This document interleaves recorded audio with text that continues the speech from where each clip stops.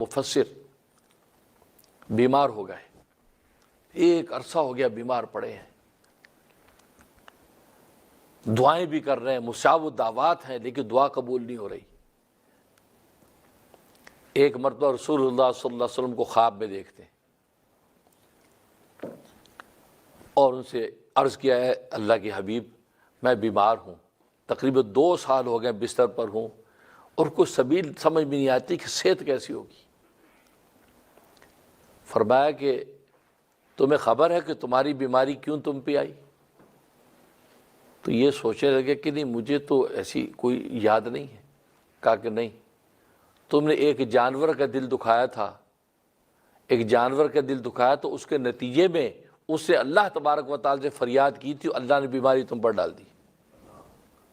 وہ بڑے گھبرائے کہ ہیں یہ کیا ہو گیا، آنکھ کھل گئی، اب استغفار کر رہے یا اللہ مجھے معاف کر دے، یا اللہ مجھے معاف کر دے، یہ مجھ سے کون سی کوتا ہے، کس جانور کا میں نے دل دکھایا مجھے تو خبر بھی نہیں ہے۔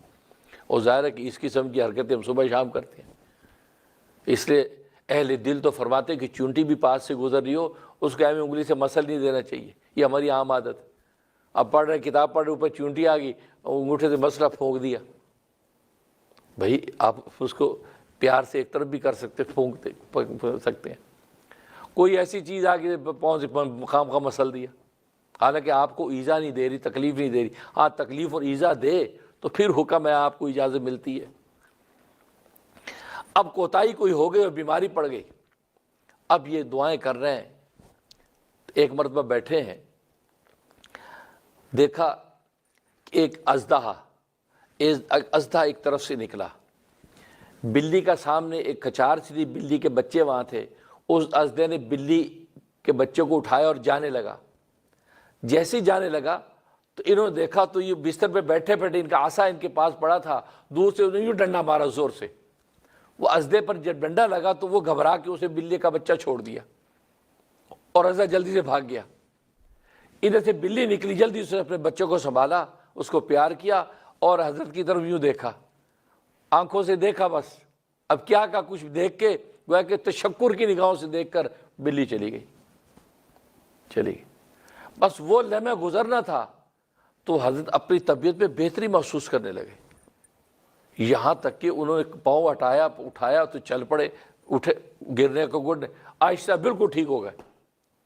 اور رات کو خواب آیا، رسول اللہ صلی اللہ علیہ وسلم خواب میں تشریف لے آئے، کہا کہ یا رسول اللہ میں ٹھیک ہو گیا، میں ٹھیک ہو گیا بالکل۔